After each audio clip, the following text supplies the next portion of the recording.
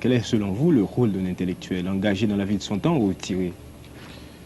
L'intellectuel, nous devrions d'abord nous mettre d'accord sur la définition de l'intellectuel.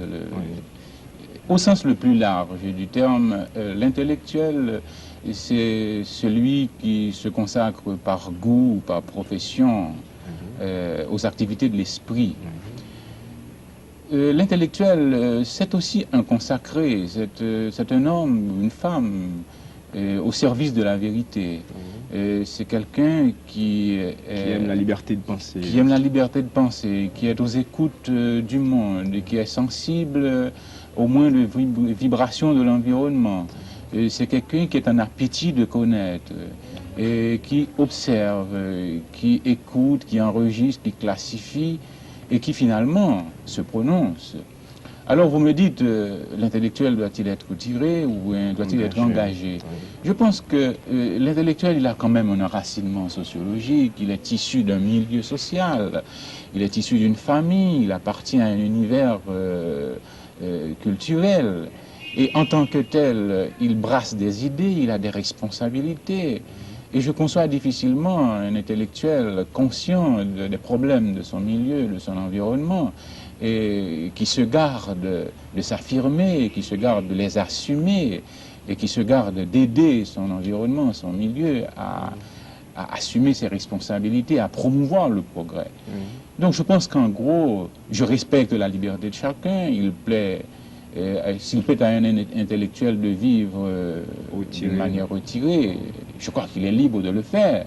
Mais je pense que quand même, l'intellectuel est porteur d'un message et je crois que ça vaut la peine qu'il s'engage. Et quelles sont les grandes qualités, selon vous, d'un intellectuel? Un intellectuel, il a au moins, je dirais, il faut au moins 3 grandes qualités à un intellectuel. Il y a d'abord la studiosité, et il y a ensuite un sens du mystère, si vous voulez, et une certaine discipline.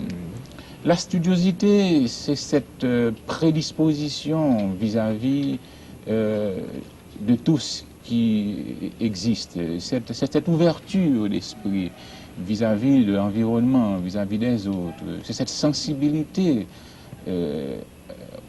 à l'environnement. C'est celui qui écoute, c'est celui qui observe, c'est celui qui réfléchit. La deuxième qualité de l'intellectuel, c'est son sens du mystère. Il faut que l'intellectuel soit lent à se prononcer. Il faut qu'il écoute. Il doit être attentif aux autres. Et comme disait saint Thomas, l'intellectuel doit être lent à parler et lent à se rendre au parloir. Eh bien oui, je crois que l'intellectuel doit avoir une certaine discipline corporelle. Il doit éviter les excès. Il faut qu'il soigne son sommeil, qu'il soigne son alimentation. Bref, il faut que l'intellectuel rende son corps disponible pour l'esprit, pour les choses de l'esprit. Hubert de Monstret, vous avez beaucoup publié, vos études sociologiques sur Haïti sont nombreuses et la plus importante selon moi est peut-être celle que vous avez publiée récemment sous le titre « Sociologie du fait haïtien ». Et en publiant ce livre, vous avez voulu comprendre, découvrir et expliquer en particulier les facteurs qui conditionnent le développement économique, social et culturel des populations urbaines et rurales d'Haïti. C'est un gros travail. Oui, j'avoue avec vous, effectivement, que c'est un gros travail. Et cet ouvrage auquel vous faites allusion est le témoignage des efforts de toute une génération de jeunes qui ont décidé de mettre en commun leurs efforts sous ma direction au Centre haïtien d'investigation et sciences sociales pour inventorier les problèmes de notre milieu. Alors ces jeunes gens, durant près de 10 ans, ils ont visité, étudié les familles haïtiennes, les institutions scolaires, et ils se sont promenés dans les quartiers de nos villes, dans nos campagnes. Ils ont séjourné avec les paysans dans les champs de travail. Ils se sont introduits dans les milieux ouvriers. Bref, ils ont fait un tour d'horizon des problèmes de notre milieu. Et ce sont les résultats de toutes ces enquêtes qui sont consignés dans cet ouvrage ouvrage qui est le signe d'un temps et qui est aussi une sensibilité vis-à-vis de l'avenir.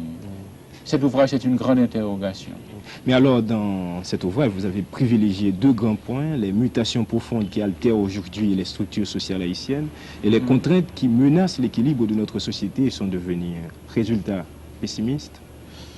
Pessimisme, non. Mais je dirais doute ou encore interrogation. Doute et interrogation parce que ces problèmes, en dépit de leur acuité, eh bien, n'ont pas encore trouvé de réponse adéquate, de réponse satisfaisante. Nous sommes toujours en face d'une population qui s'accroît à un rythme effarant et d'une production qui décroît.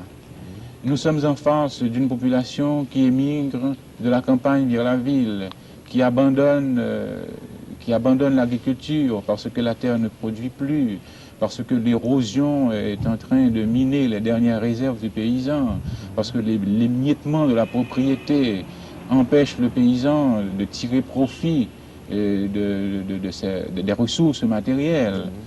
Eh bien, cette même masse paysanne, elle émigre vers les villes, tout particulièrement la capitale, à la recherche d'une réponse à son drame économique.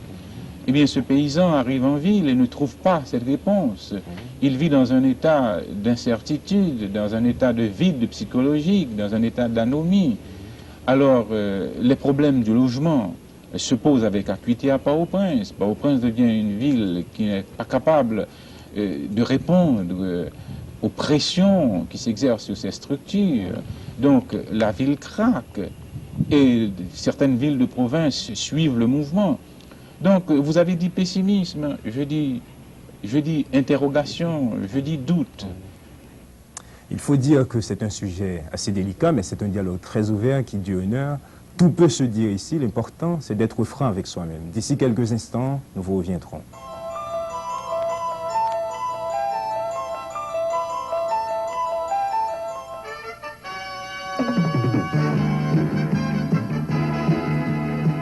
Les meilleurs écrivains du monde étaient tous de grands lecteurs. Balzac, Faust, Jean-Paul Sartre, Victor Hugo, Jacques Roumet, Molière, Dostoïevski, Jean Prasmas et les autres. Lisez, lisez souvent, lisez de bons livres, ne vous arrêtez jamais de lire. C'est la meilleure méthode pour une bonne formation intellectuelle.